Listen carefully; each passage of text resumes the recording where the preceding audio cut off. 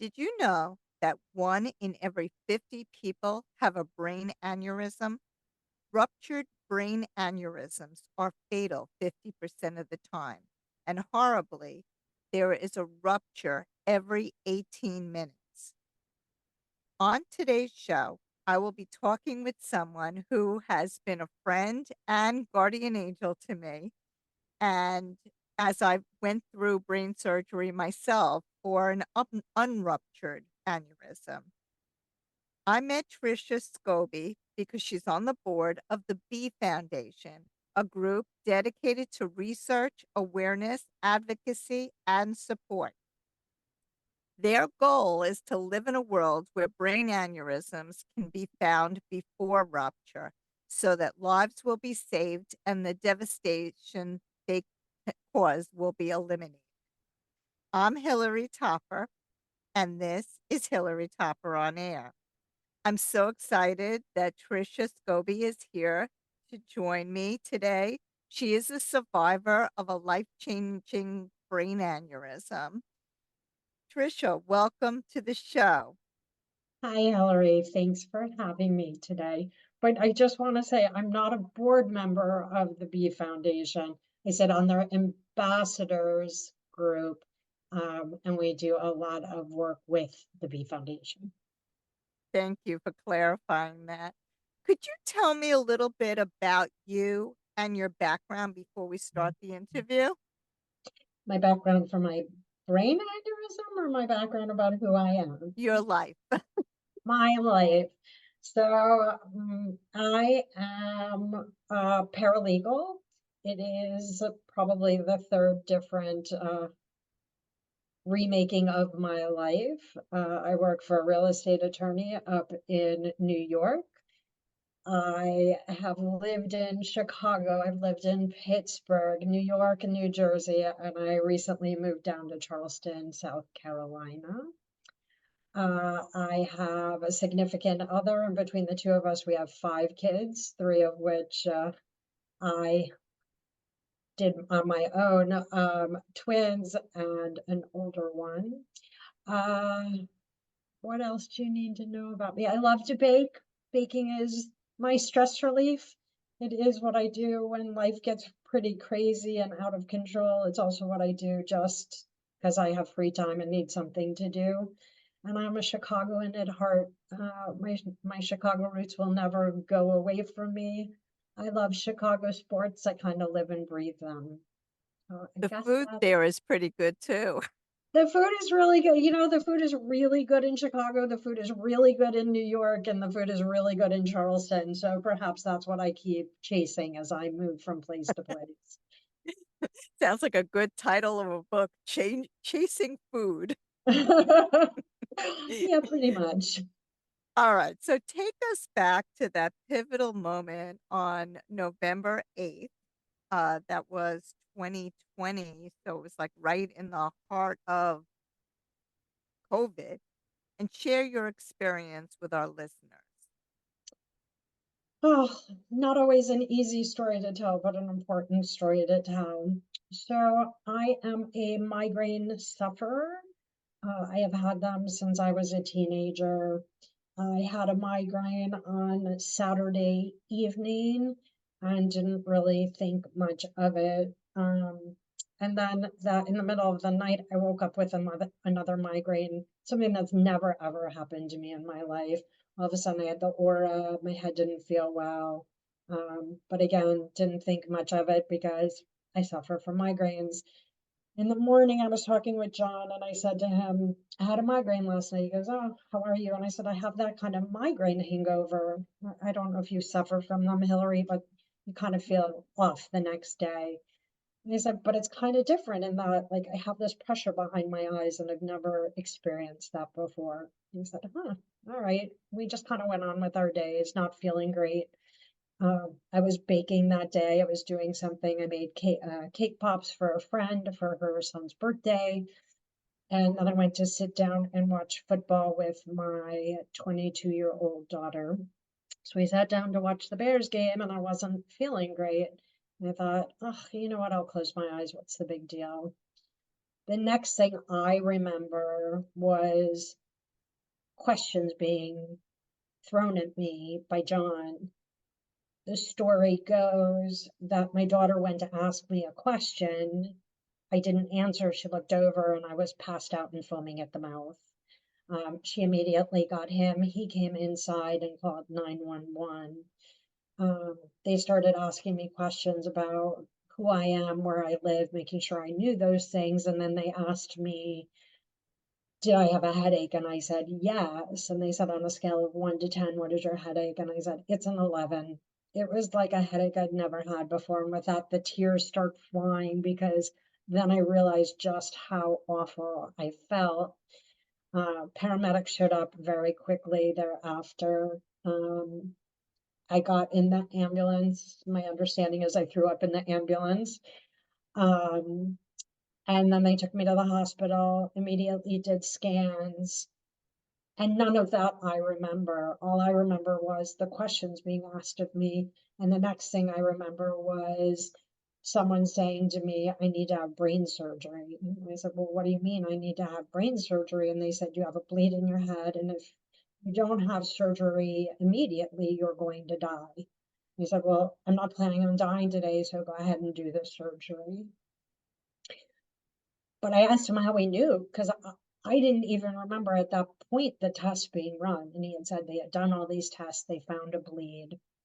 Thus, they did emergency surgery. So at that point, they went in through my groin and they did a surgery in my brain, which I find amazing. And they put in what's called coils, and the coils pack your aneurysm and it stops the bleeding from happening. So that was done emergently, and I spent a month in the hospital, all of which were in intensive care, while they monitored my progress to make sure that I was okay. Do you want me to keep going beyond that? Yeah, no, keep Okay, going. I wanna so hear. I wish I could say my story ended there. I wasn't allowed out of bed for 3 weeks. My fourth week, I was allowed out of bed.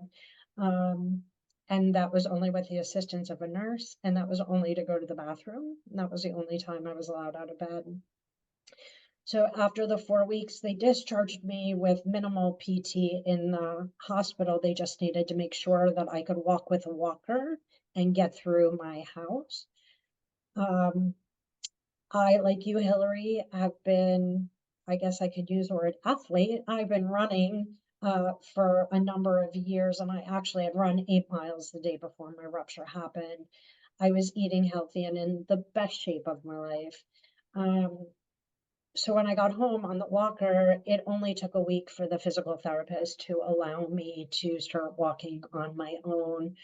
So if there's one thing I can tell any of your listeners is we don't take care of ourselves so that things can't happen. Things are going to happen no matter how much we take care of ourselves. We really take care of ourselves. So when something major does happen, we can bounce back from it much faster and much better. So in my case, I was very lucky to be able to come home after 4 weeks, be on a walker for only a week, and to have as few um, side effects from the rupture as I do. Many people that I come across and talk about it with talk about knowing someone who's died as a result of a rupture because that is the most common outcome. Or many people are using assistance to walk, or have difficulty speaking, or have difficulty processing on a daily basis. So I'm very fortunate that those aren't my issues. So I stayed home. I slowly integrated back to work, but it probably took another 3 or 4 weeks before I could even start doing work, and slowly got my way back. After 6 months, they did another angiogram, and at that point, they decided that I needed to have a stent put in. So we moved along that route, and it was a few months thereafter that the stent was actually put in. Got that taken care of, and I thought that I was safe and good. And so if I got a headache, I was able to talk myself down and say, but you got the stent in, so all is good. And I went for my follow-up on my stent afterwards. And sure enough, they went in the angiogram and found that the stent didn't take. And so I needed to have what's called clipping done. And clipping is where they actually go in, they cut your skull open, and they put in what you could think of as like a hair clip. It's just a little clip, and they clip at the base of the aneurysm, between the aneurysm and the artery, to stop the blood from being able to flow back in. It is far and away the most invasive, and as you can imagine, the most dangerous of the surgeries to do, but it's final, it's done. And it gave me the peace of mind that once it was complete, I wasn't going to have to worry about that aneurysm anymore.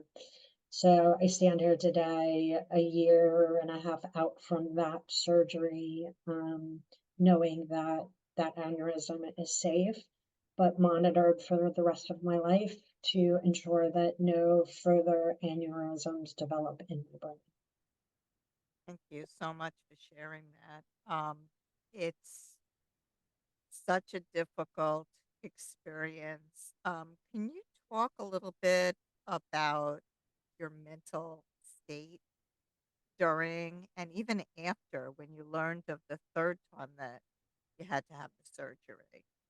I Well, think I I can think tell that you that, yeah, would help people, that are going through this. I can tell you when I found out I had the aneurysm, as I said, I looked at the doctor and I said, I'm not dying today. I don't think that I ever really allowed myself to understand the severity of what I was going through. So throughout the hospital, I was supposed to stay in bed and not get out. I tried a number of times and ended out with 24-hour supervision because I was not a good patient. I think partly because I don't know if it's that I didn't understand or I didn't want to understand the true severity of what I was going through. Um, it was hard though, like you said at the beginning, it was in the heart of COVID. And what that meant for me was the very first week, I was allowed one visitor at a time, but then they closed the hospital essentially, and I was allowed one visitor for the rest of my stay. So, fortunately for me, John wasn't working at the time and he had the ability to be there every day, all day long with me. It was kind of a blessing in disguise that he wasn't working, but I wanted more. I mean, he was great, but I wanted to see my kids. Two of them were in New York at the time and had the ability to come see me, but couldn't. My mom lived in Chicago, and there was no way for her to get to New York to even be able to come see me if the doors were open because you couldn't fly on an airplane for the most part. It was an incredibly difficult time to have gone through something so traumatic. So I remember calling my mom and crying and saying, I just want a hug from my mom. Like, that's all I want right now. So there were moments where I I relied so much on the people around me. I'm also part of a running group, Jersey Women Strong. Um, and they were there for me every day. Even though they couldn't come and visit me, they were not only sending me texts, but John was sending, I don't know, like 50 people texts every day as to what was going on with me. And every day when he came in, he would read their responses to me. So it was overwhelming for me to learn just how supportive of a community I had created. So between my sister who lived in Westchester taking care of my two children that were up in New York at the time, and to my boss who just left me alone. I mean, supported me, but left me alone from a work perspective for weeks and weeks and weeks and months and months and months while I healed. And to this day, who continues to support me when I make mistakes because my brain doesn't function right. And he's like, we're in this together. I couldn't have asked for better. And that really helped me get through the day to day difficulties.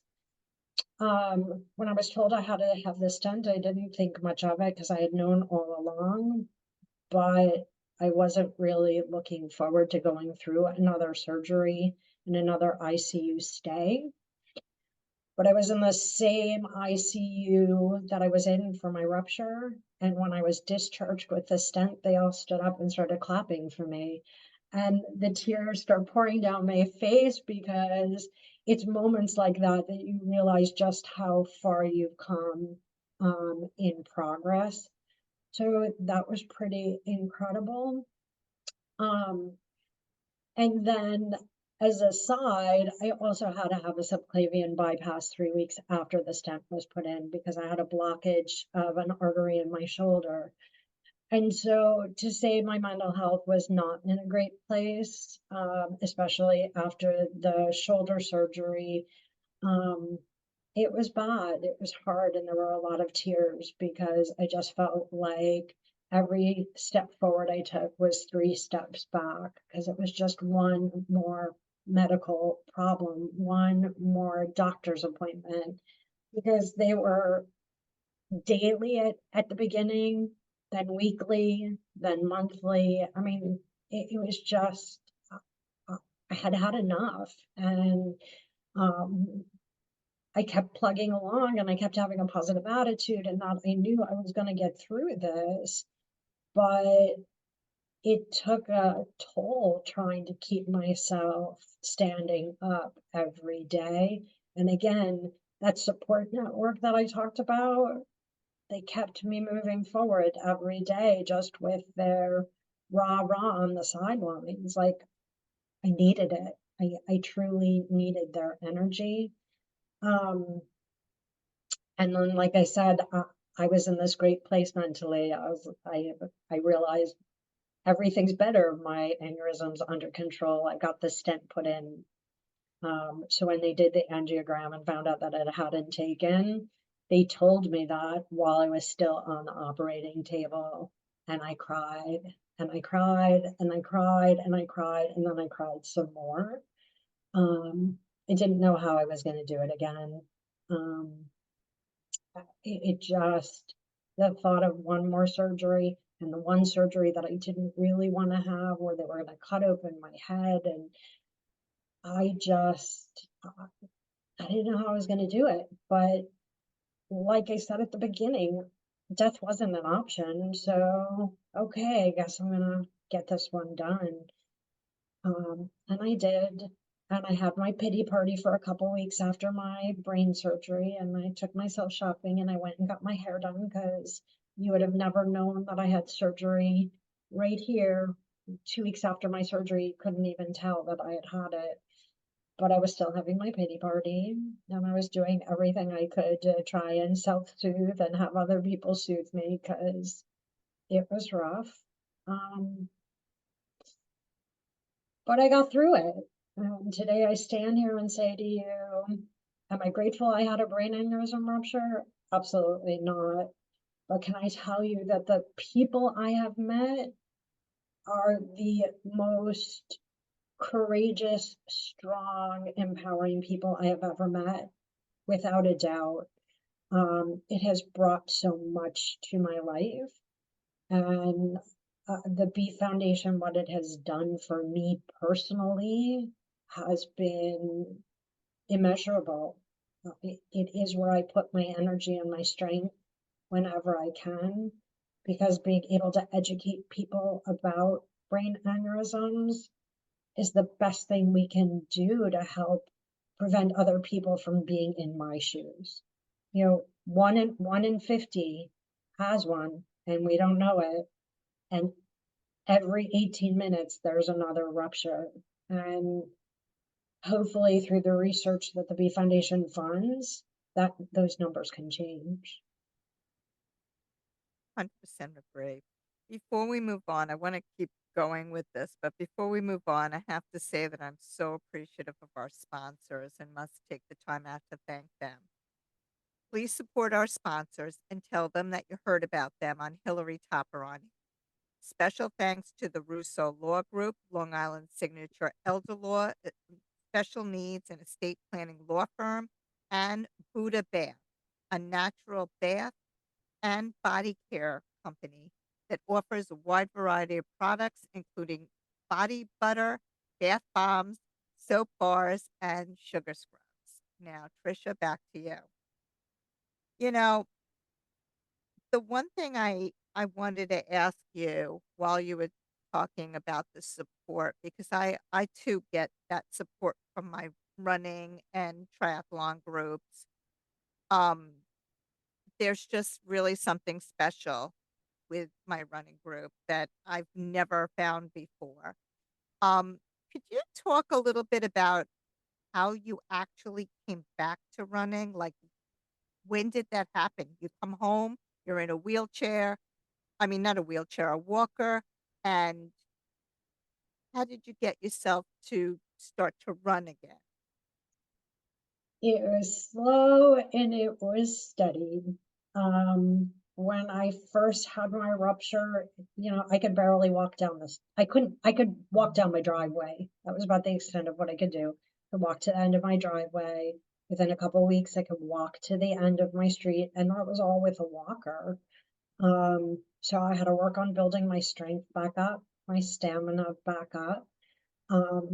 My first month out of the hospital, someone from my running group was at my door every day walking with me, literally every day. And whether it was just a walk up the street, and then the walk up the street became a block, and then it became 2 blocks. And slowly, slowly, slowly, I built back my stamina. It was 3 months before I was allowed to do anything beyond walking. And I have a Peloton bike, so I started getting on the Peloton bike, and I rode the Peloton bike for 5 minutes when I could make the full 5 minutes, and that was with almost no resistance. And so each time it was just a little bit more. And when I first started running, it was going for a 1 mile walk and running 1/10 of, 1/10. That was it. Just one. Let me see if I can get from this tree to that tree. And I slowly, slowly, slowly started integrating it back in. Um, and I would tell you today, I'm not back to where I was. Um, it's partly because after I had my craniotomy, the doctor told me to hold back a little bit, just because every time you run, you're pounding your head. Um, my speed is never going to be what it was. I don't care. It doesn't matter. But I will tell you, I think it was pretty remarkable. I'm going to pat myself on the back on this one. Um, at 6 months, I ran 6 miles. So I did, for the B Foundation, I did a fundraiser with my sister, my niece, and two of my running buddies. And we ran 6 miles for 6 months. And we did it really slow, but it didn't matter because we did it. And so that was pretty exciting. And then at my 1 year mark, at that time, again, it was COVID. So my running group every month was doing a half marathon route. So at 1 year, I ran a half marathon and I ran every step. Was it slow? Yes. Was it faster than the half marathon I trained for? Yes.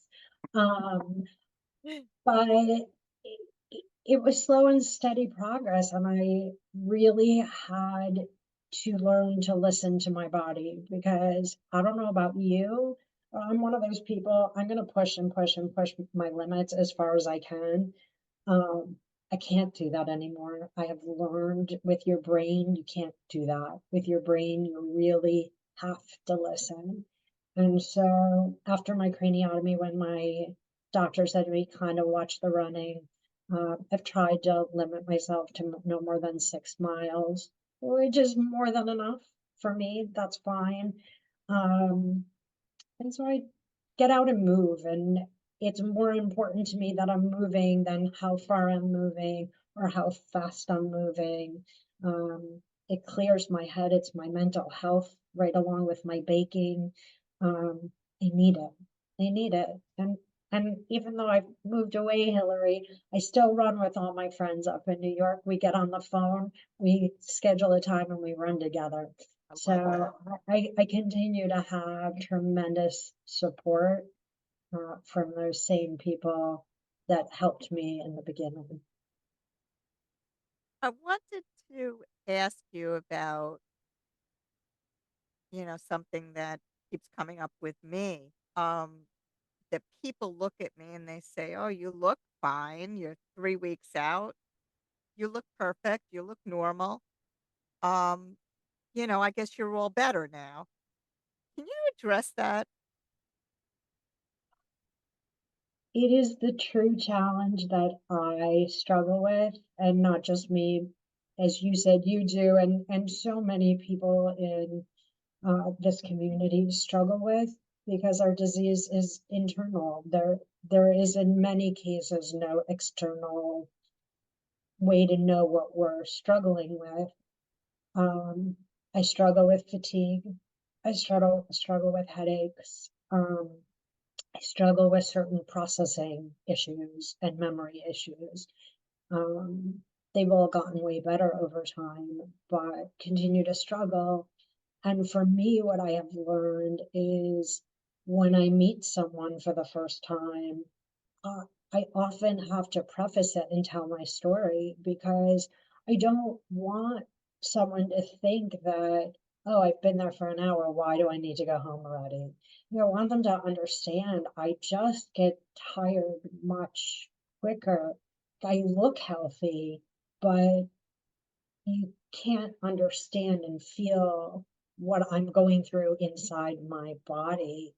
um, my brain gets tired, my body gets exhausted. Um, I booked a trip. We booked a trip once, and I was the one in charge of the car rental, and I rented it for the wrong weekend because I struggle with dates and numbers, and I messed it up. So now, whenever I make book something, I always have to ask someone to double check my dates, my times, to make sure that what I've put in is correct. And so it truly is a struggle that people don't just look at me and say, "Oh, what happened to you?" so that they can then understand. And a part of me was hoping when I had my craniotomy that there would be this big scar so people would know something happened to my brain. But I now am past that. But still, I wish I had something so that people could know how I feel on the inside, because it truly is an inner disease. Well, I think just talking about it on forums like this, making people aware that that there are issues even after surgery, um, and also educating people about the B Foundation. So, can you tell our listeners how to get in touch with the B Foundation and also about you if they would like to talk to you? If you have a Facebook page or something like that, that they might be able to send you a message. Anyone can send me a message through my Facebook page. I'm on there as Tricia Lieberman Scobey, Scobey, and Tricia is spelled Tricia. So you can certainly find me there and message me. I love talking with people about it. I feel like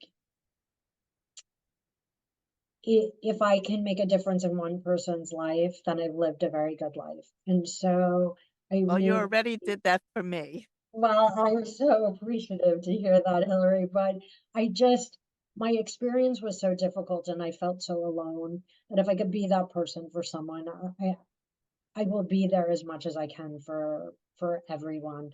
So yes, feel free to message me right on Facebook. And you can get in touch with the Bee Foundation through their website, which is thebeefoundation.org, I believe. And you can go right on there. If you are someone who has a brain aneurysm, they do support groups monthly. So you can get involved in support groups so you can meet other people and hear stories and understand the wins and the losses, not just the struggles, because sometimes it's just as important to share the breakthroughs and the great things that are going on. Um, they can help pair you with a mentor, with someone who can talk you through it, which is how you and I, Hillary, got connected because our experiences were very similar. So it made a lot of sense that you and I would connect. And Erin, who is the director of the B Foundation, is very good at helping find the right resource for you, whether it's a doctor, a hospital, another person. She's really very good. And the Bee Foundation also has on their website people's blogs, people's stories. So you can kind of go through those stories and you can take a look at what other people have been through. I know when I wrote my blog and it was posted, I was only 3 months out of my rupture. So what I wrote then would probably be very different than what I wrote today. But some of the blogs were written by people who are many years out. And so it's different perspectives of different times by different people. It's also a great place for people who have lost someone to a rupture because they have support groups for that as well. Or if you're a caretaker of someone who has a rupture, they have support groups for that as well, and can also connect you with other people who are in the same situation. Wonderful. Really is a wonderful group, and they do have a few fundraisers that are coming up, I think, right now. They have ongoing fundraisers. So yes, there are fundraisers that are constantly going on, and you can find those on the website. Uh, I work on the race series for them. So when I had my rupture, I was a runner, and at that time they had a couple of people who did individual races to raise funds for them.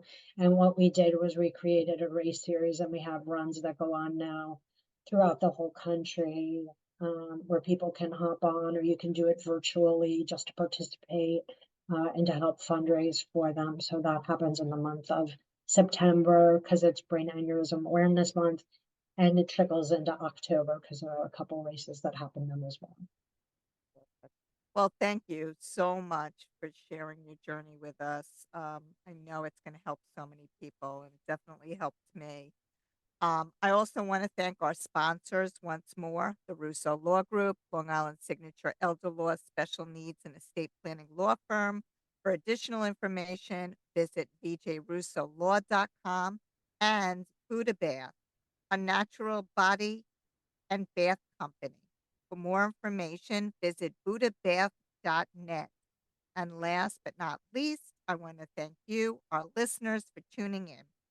If you want more information on this show or any other show, visit us at hilarytopper.com, or you can find us on Spotify, iTunes, Google Play, Apple Podcasts, Amazon, Alexa, you name it, we're out there. Have a great week, and we'll see you next time.